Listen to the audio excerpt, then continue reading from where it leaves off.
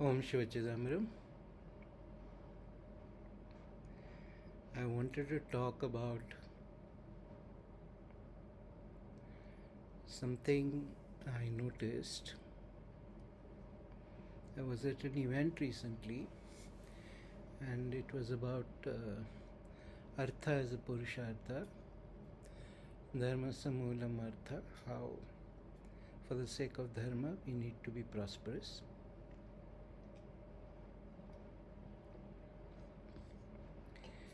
And in the course of the event, again and again, people were asking some variant of the same question, which was namely, how do we deal with or get rid of noxious and toxic people in the social circle, which essentially comes down to family and friends of family. How do we deal with noxious and toxic people who are becoming impediments in our success, in our happiness, in our general peace? And to me, this is a very tragic question because the assumption behind all of that was like we should manage it. If we break or we push back strongly, then we are somehow bad people. Good people will always prioritize. Now, I believe that one of the great virtues of Bharatiya society, of Hindu society, was the family structure and then the societal structure. But there are times when we must admit quite honestly that it is quite toxic. It turned into a longhouse sort of situation, and a lot of people are being traumatized and fragmented in their psyche because of what comes, because of the cultural expectations, and because there is the cultural expectation you do not wash dirty laundry in public and things like that. Now, again, I find it disconcerting also for another reason, because we are the land of the Ramayana and the Mahabharata, the two great epics of the world. And in both of them, it is very clearly articulated, enunciated, demonstrated again and again that merely because somebody is family or friend or even respected gurus and teachers and preceptors, merely because they are in close relationship with you, if they are on the side of the Adharma, then they must be opposed. That is very clear. I don't see any, there's no equivocation about it. It is very clear straight away from the first point. So in the country of the Ramayana and the Mahabharata, how come we have this notion that we must put up with horrific shit? Now, please understand, I'm not talking about basic things like, generation gap, which technology accelerates. I'm not talking about changing cultural norms, cultural expectations. Those are irritations. Those are not toxic behaviors or noxious behaviors. Those are just irritations, or parental expectations about who you will get married to, what kind of job you will have. That is all normal. There is no need to go nuclear on those kind of situations. Those are all, if both sides are sane people, those are all normal things and they can be easily negotiated. But boundary stomping is the commonest thing. The parental generation does not seem to believe that the children have any right to any boundaries or any privacy or any independence, and therefore a lot of grief which could be avoided is avoided. And then there are other groups who go too far away and become completely lax. But that's a whole different point. My point is a simple question. People are trying to find ways. They are essentially telling me, please change the behavior of the people around me, which is not going to happen.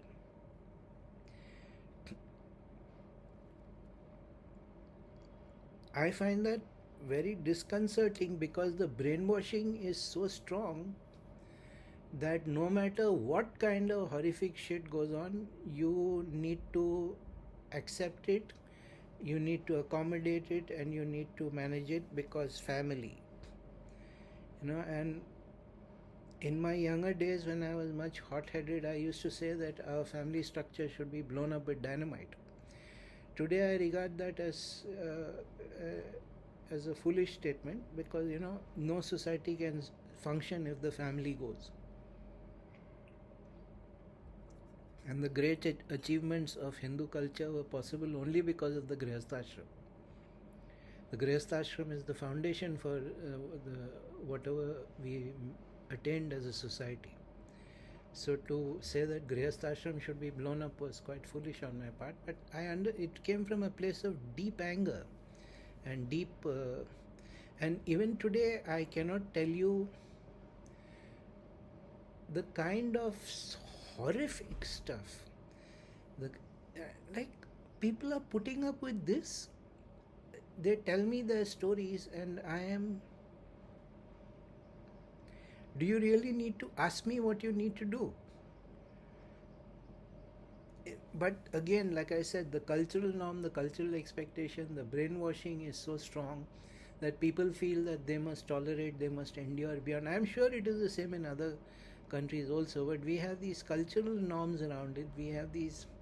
I still remember one very shocking incident. This was towards the very end of my career as a corporate trainer, and somehow the conversation got as to standing up for doing the right thing. There was some ethics module, some typical HR stuff. Not that they believe it for one moment, but they are required to have it for whatever reasons, legal reasons probably, or PR reasons probably. And so the conversation turned to like standing up for what you know is to be right, and the one person raised the question of Vibhishana, saying that Vibhishana opposed his brother Ravana, and I said yes, that is a prime example of standing for dharma instead of adharma and taking the consequences of that. And how do we reward him? We call him Kuladrohi Vibhishana and Ghar ka Vedi Lanka Dhaye and all these other moronic longhouse statements. And so one young person opposed me. He said that Vibhishana was wrong, or as he said, Bhibhisan was wrong. I said, hello, are you telling me that if your elder brother, if you were in Vibhishana's place, or let's take your situation, if your elder brother comes home and says, I have just kidnapped the wife of this other guy from the other town, and I'm going to keep her here and force her to marry me, and if she won't marry me, then I'll slaughter her and cook her, which by the way Ravana very clearly threatened. He gave her 1 year to change her mind and marry him, or else he was going to have her served up at dinner. Yeah, you can check it out. And now of course he's trapped because in modern sensibilities he cannot say yes, I do agree with that, but everybody could see that that is what he actually felt. Yes, no matter the situation, I would still support him. Everybody could see, and it was a very, very uncomfortable situation for everybody. Some of course were sniggering because they like to see a colleague in an uncomfortable fix. So this was just one example, but I've seen many examples. We don't know Yuyustu and Vikarna. Vikarna was one of the 100 Kauravas, and when the Draupadi Vastraharan was going on, he stood up in the Sabha and he said, this is wrong and we will pay a very terrible price for this one day. And he is not even known today. People don't even recall that there was one Kaurava who had not lost his moral compass in a situation like that, when even people like Bhishma and Drona were waffling.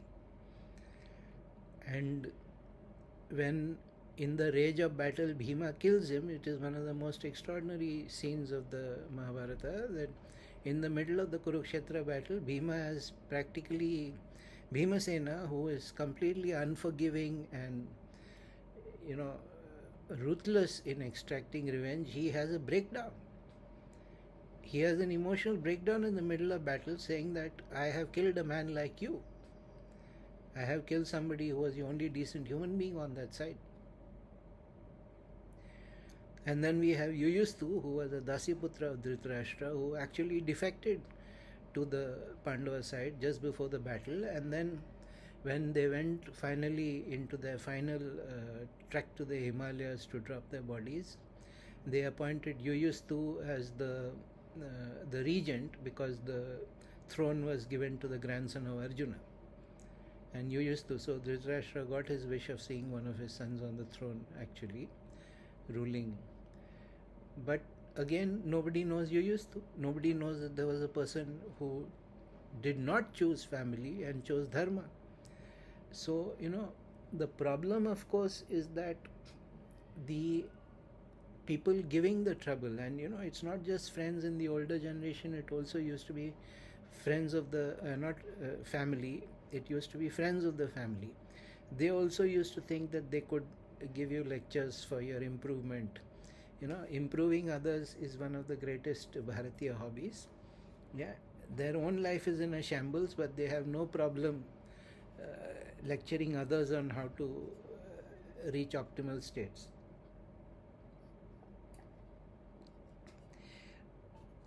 And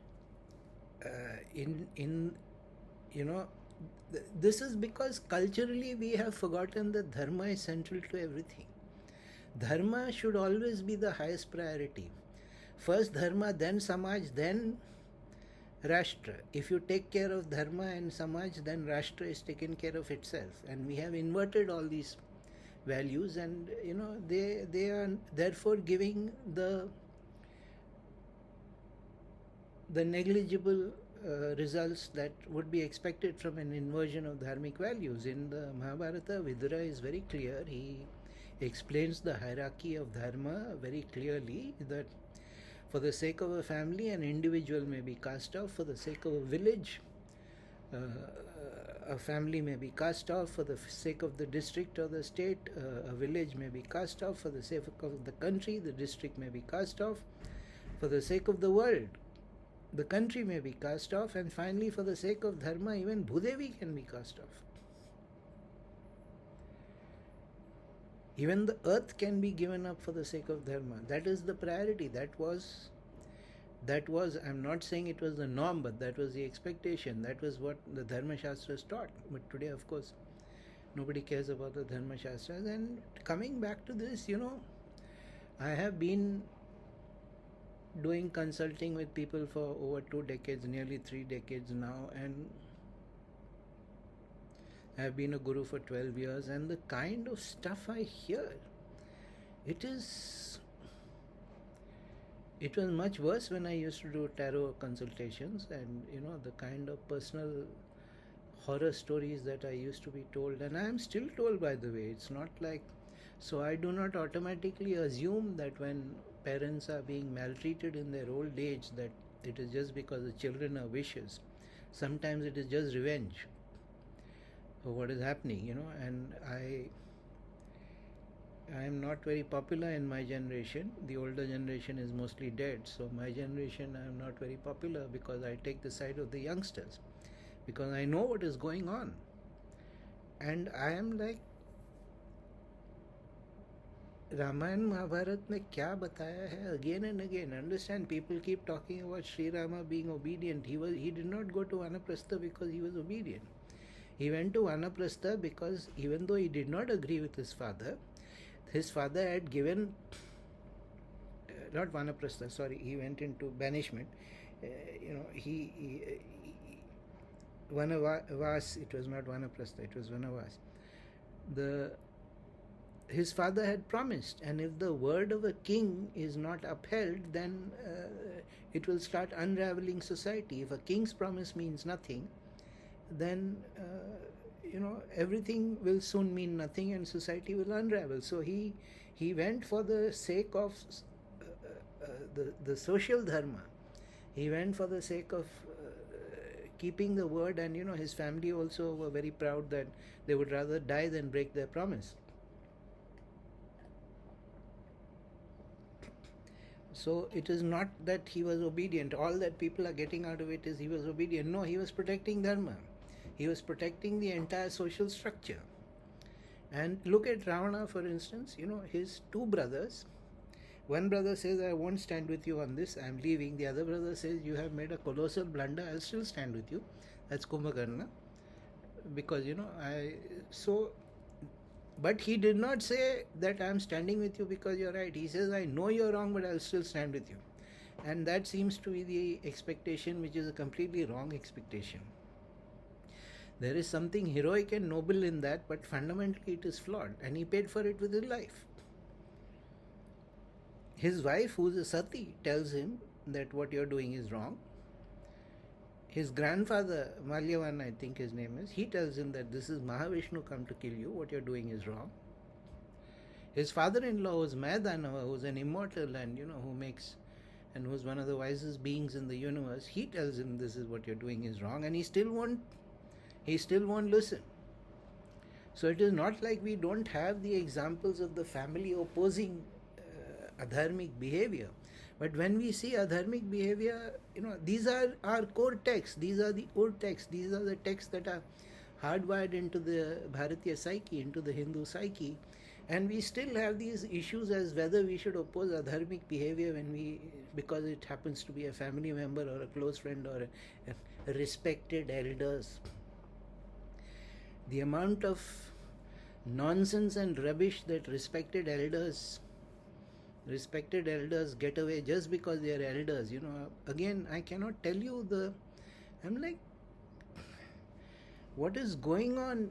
The public persona and the actual indoor reality are so different. So of course, breaking up with family or opposing them or cutting them out or ghosting them or grey rocking them or any of the standard methodologies, which is why I keep urging everybody to make money, because if you have money, then these problems all decrease significantly. The nuisances, the irritations, the boundary stomping, they all decrease. And the other way is like application of force, which cannot be recommended because that has its own very dire and bad karmic consequences. So you cannot. But if you have money, as the old Italian saying goes, when you are rich, you are handsome, you are charming, you are intelligent, and you also sing well. So rich people don't tend to have these problems because everybody defers to them. So it's good to become rich. But that is an external solution, but the psychological problem remains that do we oppose nonsense or not? Do we tell somebody that no, you don't get to do this? And what horrifies me is not that there is presence of evil in the world, but what horrifies me, what shatters me actually, is that how people have been brainwashed into thinking that because that wicked behavior comes from somewhere in the family or the close structure, the respected structure, the structure of respect, therefore we are supposed to stay silent about it. And I'm like, no. So now you know why I'm disliked by the older generation and my generation. I'm now the older generation, alas. But the younger people love me. My entire reach and this thing as a guru is amongst the younger people because they love me. They know, I speak up for what they endure.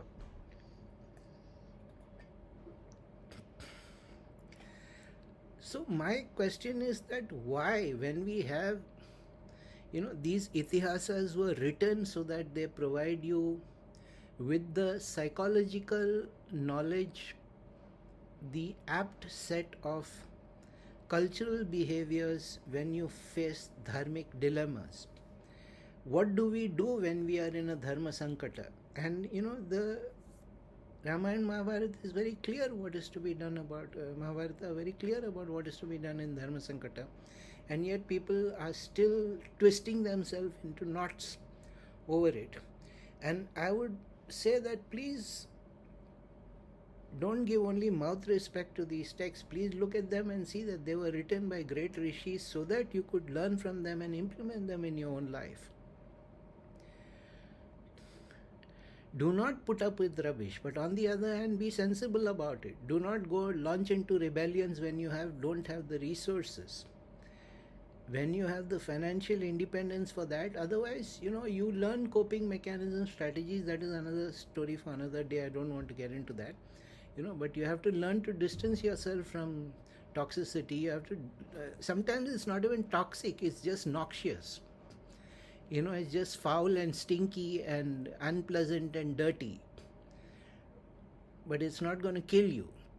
It's just going to leave you feel very piss poor about yourself, which is also, I remember that at the event, like the questions had kept coming on and on and on and on and on until finally I kind of, it shouldn't have happened, but I just couldn't take it as to how people were just lying down and letting people walk over themselves. And I said, there are certain cases where you have to tell people to go take a flying F at the moon.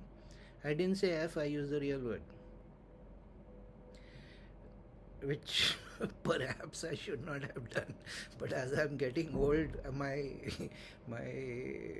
inhibitory mechanisms are becoming weak. So I just let fly, because I just can't take this. I've heard too many stories, and like I said, if it is just a question of cultural expectations or change societal expectations, change career expectations, those kind of things, that is one matter altogether. I would not recommend. But when it becomes clearly adharmic, when it becomes wicked behavior, when it becomes completely toxic and noxious behavior, and then to keep telling me, is there any way without hurting feelings, without cutting these people out of my life? So everybody wants transformation without change, and how is it going to happen? So my grow a spine, learn to push back, stand up for yourself. If you are a dharmic person, then it should come automatically to you. Because you're a dharmic person, you should not allow people to walk over you. When did it that a dharmic person is a doormat and that everybody can? No, मंदिर का घंटी नहीं है कि जो भी आता है बजा के जाता है. So please learn from our itihasas. Please learn the correct lessons from them. And please stand up for dharma at all times. Dharma is non-negotiable. Dharmic behavior is non-negotiable. Sarvam Shivya.